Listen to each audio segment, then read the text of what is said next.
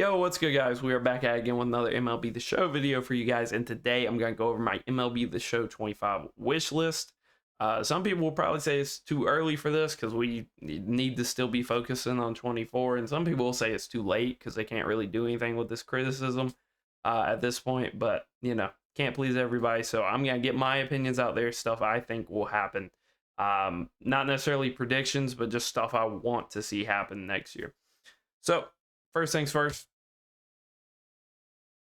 dedicated or improved servers. I'm not sure how they do it. I'm not a tech guy, really. I like to think I am, but I don't know how the inner workings of a server works or whatever.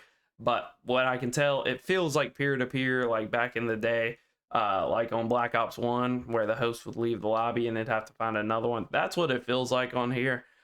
You play one game against, I'm from North Carolina, so I'll play a guy in North Carolina. It's great. I play a guy in Georgia. It's pretty good. I play a guy in New York. I play a guy in San Diego. It's absolutely terrible. The ball comes in slow motions.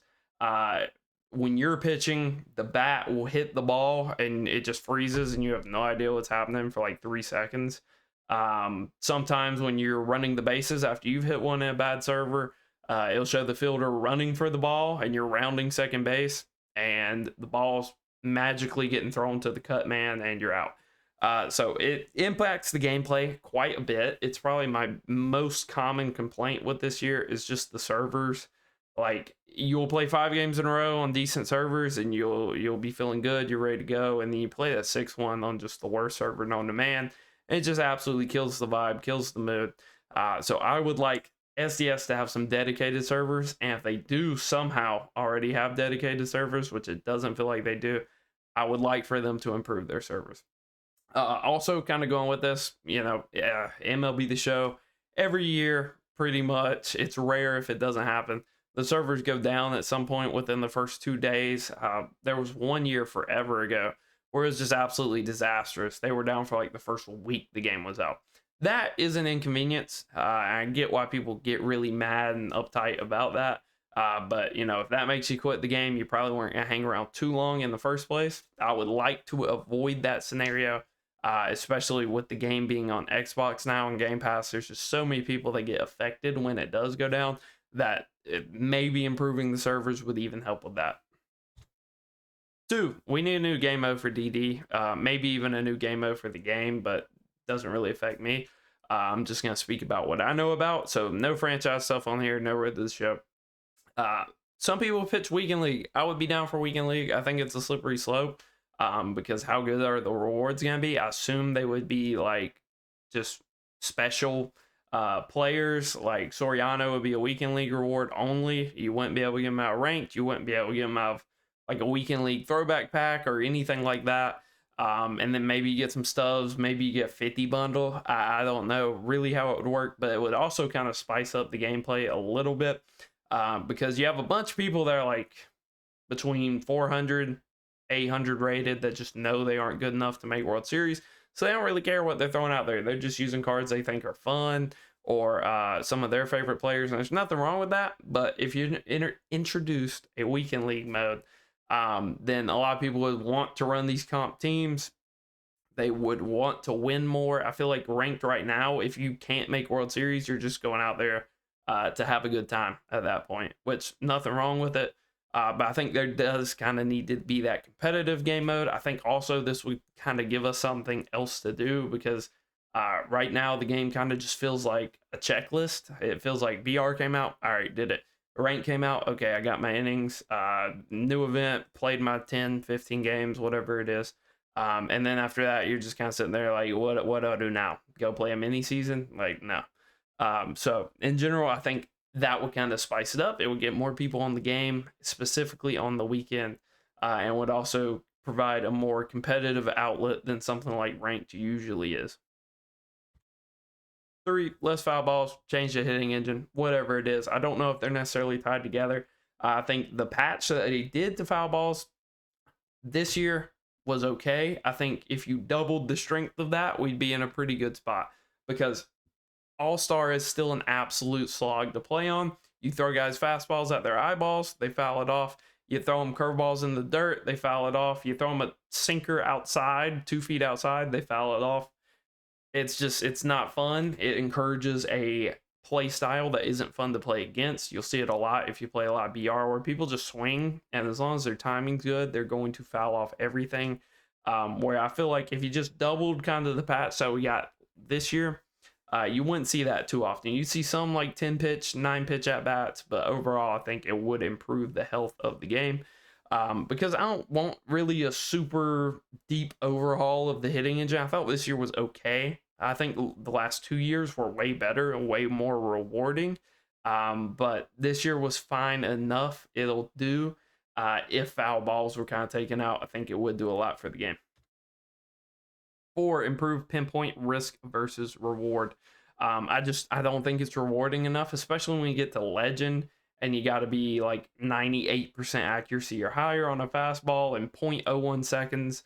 And then you can't miss by more than 1 degree. I think it's a little ridiculous that you can do all that and you still have a par that's half the strike zone on certain pitches, or a quarter of the strike zone on like a 4-seam fastball, something like that. I think we just need to kind of tone down the pars, or just improve the consistency of pinpoint. It's so inconsistent. I cannot tell you how few times the ball has actually gone in the direct middle of the pinpoint. It's so rare that when it does happen, you notice it and you're like, did I even see that right? So I think they need to kind of overhaul it a little bit, change up how it works.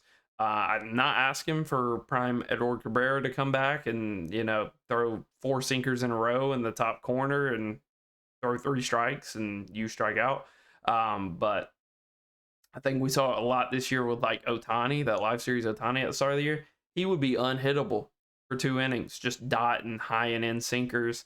And then the next few innings, he just walks multiple people in a row because he just cannot find the strike zone, because his bars are half the strike zone and pinpoint's already difficult. And I'll add on top of this, when you miss with pinpoint, it isn't like pure analog. It used to be where if you missed to the left, the ball went to the left. If you missed to right, went to right. If you were late, you missed down. If you were early, you missed high. Doesn't feel like that anymore. It feels like if you mess up your pinpoint, the ball is going right down the middle, or it's going so far away from where you wanted it that they will never swing. So I think that kind of needs to be worked on. There needs to be like some contextual missing. It also just needs to be more consistent overall. Oh. 5, freeze offs or focus on next gen, however you want to interpret that. I didn't have a lot of freeze offs this year.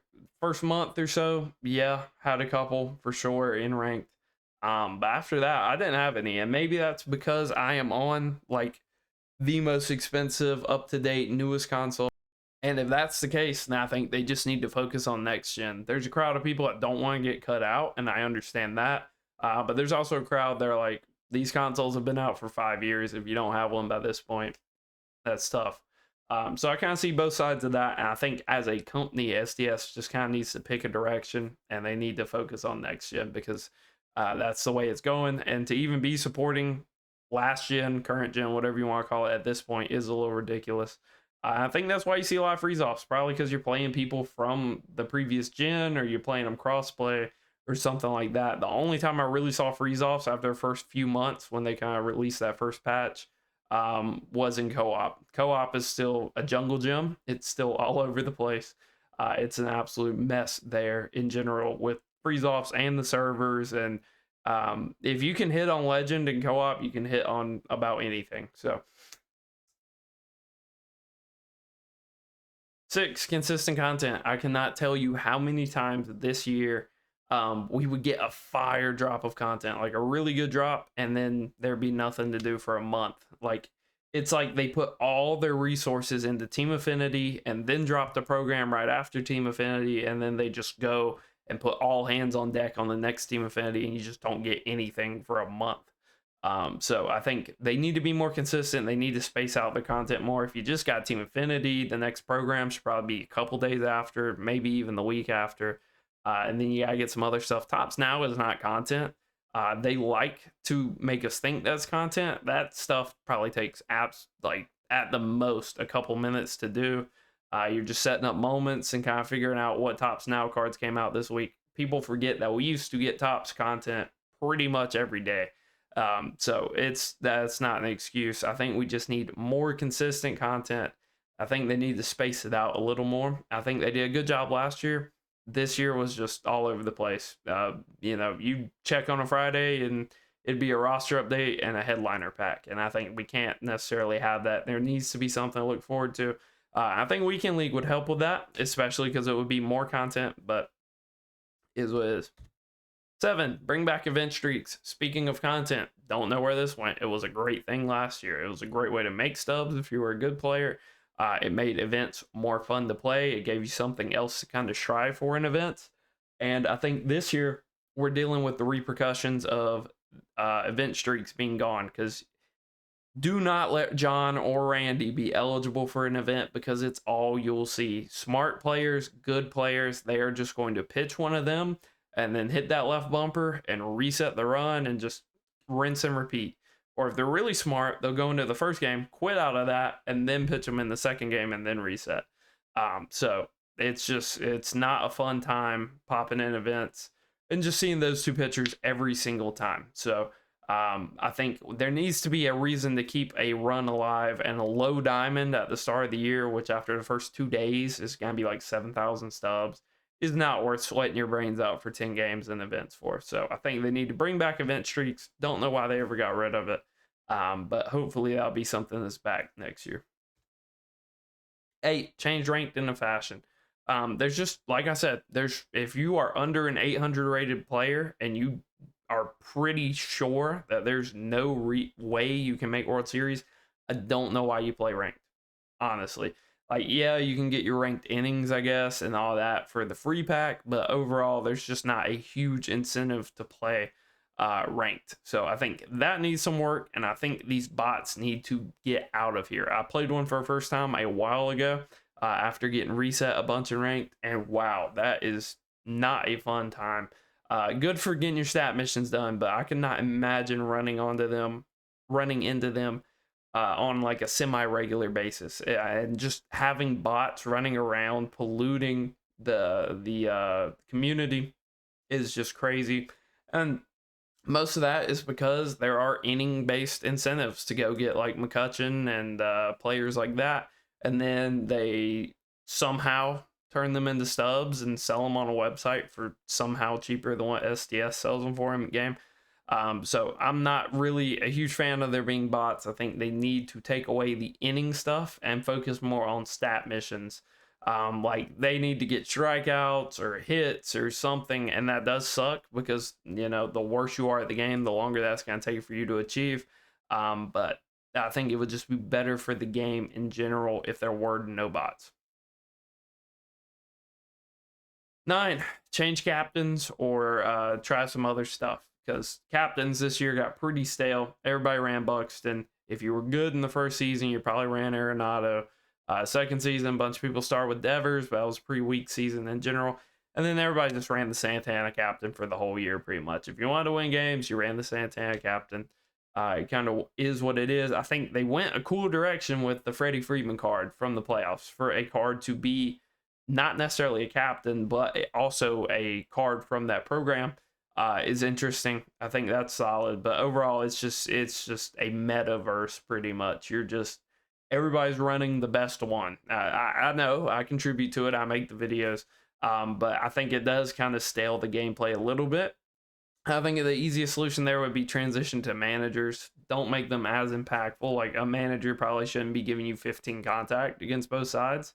But I think it would be cool to just, here you go, AJ Hinch. He gives 3 contact and 5 power and 2 plate vision. And yeah, there would still be managers that everybody runs. Like if Dave Roberts gives like 5 speed or something, then yeah, a lot of people probably would run him.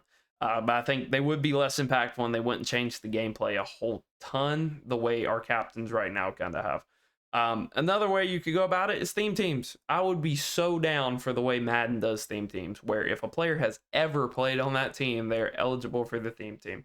I would love to have Torrey Hunter, not in a Tigers uniform, on my Tigers team. I would love to have a Brewers Prince Fielder. I would love to be able to put Luis Gonzalez on the Tigers team, because he's never going to get an actual Tigers card.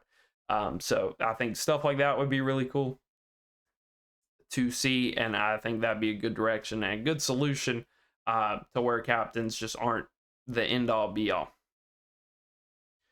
F for final. I'm going to actually add on to this one thing that I did kind of forget, but fix pitcher stamina. I should not be able to bring out a reliever out the bullpen without warming them up and have them come in at 100%. That's been a thing for 2 years. We also had the two-way player stamina glitch at the start of this year, which was a thing last year. So hopefully they have 100% figured that out. Would be nice. I think also just pitcher stamina in general, like in Conquest, it feels weird. In 3-inning games in general, it feels weird. So I don't think that's super balanced. Make quirks more well-defined. I think we know what the good quirks are. We just can't really equate what they do to people. Like a bunch of people ask me, why do I want Dead Red? Why do I want Breaking Ball? And I hit a no PCI home run with Corey Seager that I know isn't going out with anybody else. I don't know how to tell that to people. I don't know how to define quirks. So I think the game needs to do a better job of kind of letting you know what stuff does. Event planning should be done with the content. Can't tell you how many times this year we've gotten a team affinity where those cards aren't all eligible for the event, or none of them are. We would get like a team affinity of current players, and it would be like legends only in the event. That's where most people are going to grind it. Most people aren't going to rank to use these cards that they've never played with. And a lot of people just don't want to play offline at all. So I think events should be done with the new content. If we got a new program, the event should center around players in that program. If we got a new team affinity, it should be done with that. It just makes sense, because why else are we having events otherwise? So off the wall ribbon should be on, or you should be able to turn it on. They turned it off this year mainly because I think a lot of people just didn't know they could turn it on, and now it's just absolutely terrible. Just because people don't know about it, then cool, it should be a default to be on option. I should not have to run around the wall at Fenway or run around the wall at Shield Woods and just kind of hope my fielder locks into an animation. I should know where the ball is going in a competitive environment. Maybe I'm in the minority in that, but I think it's absolutely brain dead that they made it to where you can't turn that on anymore in online gameplay. And then co-op sliders should be adjustable.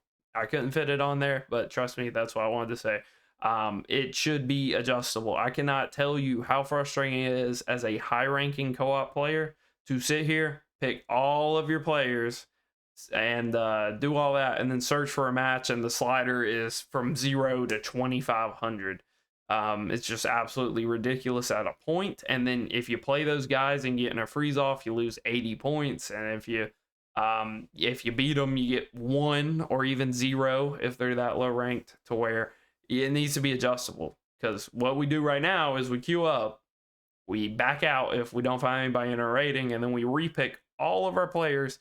And then sometimes when you back out, it glitches out, and your partner or you has to force close your game and redo your entire process. So that's not fun. I think it should be a relatively easy fix to make the co-op slider adjustable. They have it in the regular rank slider. So I think that should be a no-brainer.